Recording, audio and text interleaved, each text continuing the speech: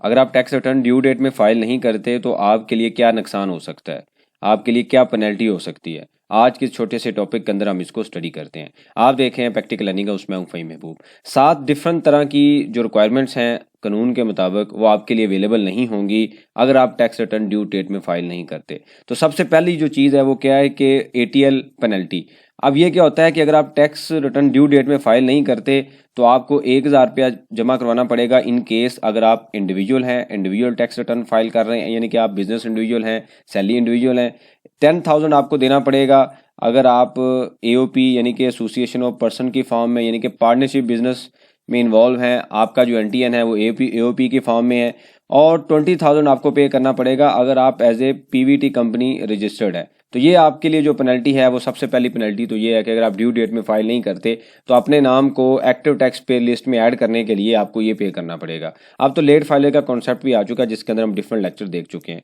उसके बाद अगला पॉइंट क्या आता है कि अगर आप टैक्स रिटर्न ड्यू डेट में फाइल नहीं करते तो अगर इन केस ऑफ बिजनेस या कंपनी के केस में आपके लिए जो कैरी फॉरवर्ड लॉसेज हैं वो आपके लिए अवेलेबल नहीं होगा। सम टाइम ये होता है कि बिजनेस करते हुए आपके पास कोई लॉस आ जाता है, लेट से तो 200K का लॉस आपके पास आ जाता है। तो कानून के मुताबिक हम जो कैरी फॉरवर्ड लॉसेज का लेक्चर है उसमें स्टडी कर चुके हैं कि किस सिचुएशन में ये लॉस कैरी फॉरवर्ड होगा, मतलब अगले पीरियड में आपको एडजस्टमेंट के लिए अवेलेबल होगा। फॉर एग्जांपल टैक्स ईयर 2024 में ये लॉस है तो टैक्स ईयर 2025 में आपका फॉर एग्जांपल 5 लाख रुपया प्रॉफिट आ जाता है। तो रूल के मुताबिक आप पहले इस लॉस को एडजस्ट करेंगे, उसके बाद जो रिमेनिंग प्रॉफिट आएगा उसके ऊपर हम टैक्स देंगे। ऑब्वियसली ये सारा एडजस्ट नहीं होगा, सम टाइम सारा भी एडजस्ट हो सकता है। डिफरेंट कंडीशन है जो कि हम लॉसेज के लेक्चर में ऑलरेडी कवर कर चुके हैं। तो अगर आप ड्यू डेट में फाइल नहीं करेंगे तो रूल चूंकि कानून आपको ये कहता है कि हम आपको बेनिफिट देंगे, अगर आप उनकी ड्यू डेट की कंप्लाइंस पूरी नहीं करते तो आपके लिए बेनिफिट भी अवेलेबल नहीं होगा। उसके बाद अगला पॉइंट क्या आता है, नो रिफंड।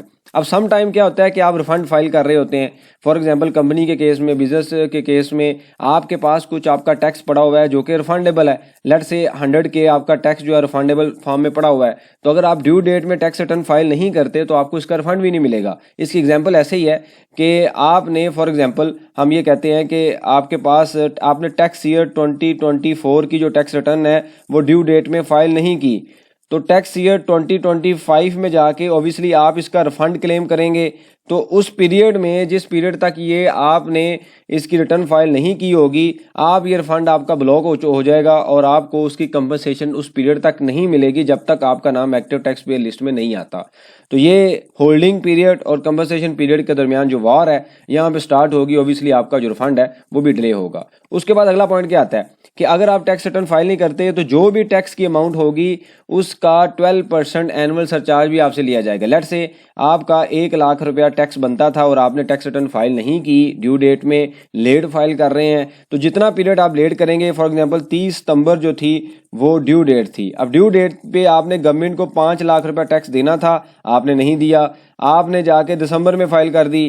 तो ये जो दरमियान में 4 महीने आएंगे from the date of due date to filing date, जितना ट्रांजिट पीरियड होगा उसमें 12% जो सरचार्ज है आपको चार्ज किया जाएगा। 12% जो एनुअल अमाउंट है ऑब्वियसली इनको नंबर ऑफ डेज पे डिवाइड कर लिया जाएगा, मतलब 12% है तो इसको जो 365 डेज पे डिवाइड करके जो परसेंटेज आएगी वो नंबर ऑफ डेज के साथ मल्टीप्लाई करके आपसे ये तो रिकवरी की ही जाएगी, प्लस आपसे डिफॉल्ट सरचार्ज मतलब मार्कअप भी लिया जाएगा। जैसे हम कोई बैंक से लोन लेते हैं तो हमसे एडिशनल अमाउंट भी ली जाती है।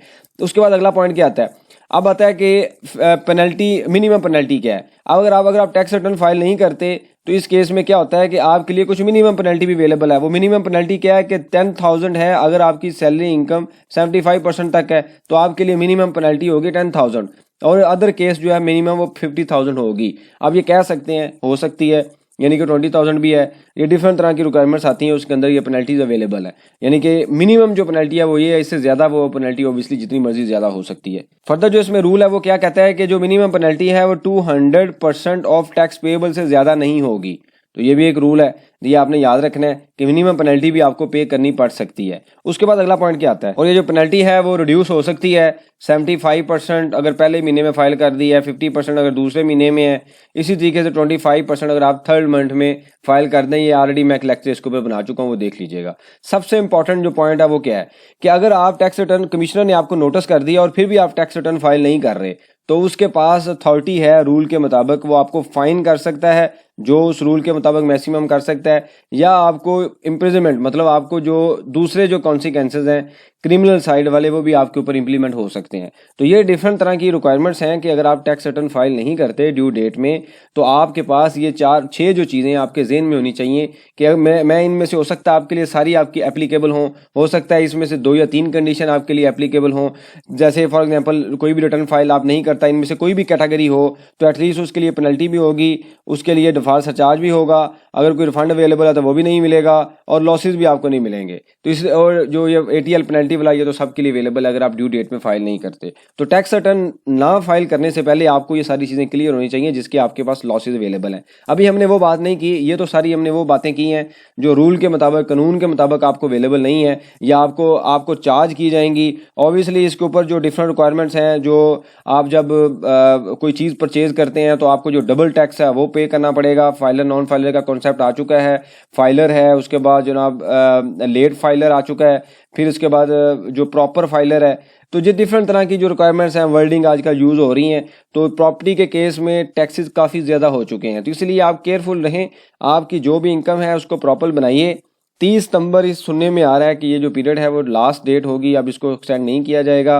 वैसे तो पिछले साल भी ऐसा ही कहा गया था, लेकिन हो सकता है इस साल 15 दिन का हमें रिलीफ मजीद मिल जाए, लेकिन चांसेस यही हैं कि इस साल कम मिलेगा क्योंकि काफ़ी डिफरेंट तरह की सख्ती इस बार की जा रही है। तो आप अपनी टाइमली रिटर्न बनाइए, डाटे को प्रॉपर रिकनसाइल कीजिए। मैंने डिफरेंट लेक्चर में ऑलरेडी एक्सप्लेन किया हुआ है कि आप प्रॉपर रिकनसाइल करें ताकि आप अपने डाटे पे कॉन्फिडेंस हों। जब आप अपने डाटे को खुद ही जवाब नहीं दे सकते, आप अपने आप से क्वेश्चन आंसर करके जवाब नहीं दे सकते, तो आप बाद में टैक्स नोटिस के टाइम पे कैसे किसी को कन्विंस करेंगे। तो इसलिए मैं कहता हूं कि आप अपनी रिटर्न्स को, अपने डाटे को अच्छे तरीके से बनाइए। मैं इससे पहले लेक्चर बना चुका हूं, उसके अंदर हमने एक्सेल में अंदर वर्किंग की है, उसको भी देख लीजिए। IRS पे भी हमने की थी एक ही लेक्चर के अंदर। तो ये सारी चीज़ें आपको कवर होनी चाहिए टैक्स रिटर्न फाइल करने से पहले। मैं दोबारा रिपीट कर रहा हूं कि नॉट फाइलिंग ऑफ रिटर्न के जो 6 डिफरेंट तरह के जो हमने कॉन्सिक्वेंसेस देखे हैं, लॉसेस देखे हैं, नुकसान देखे हैं और पेनल्टी भी स्टडी कर ली है, तो ये आपके जहन में होनी चाहिए अगर आप प्लान करते हैं कि आप tax return within due date file नहीं करेंगे। कोई रेलिवेंट सजेशन हो, क्वेश्चन हो, आप मेंशन कीजिए,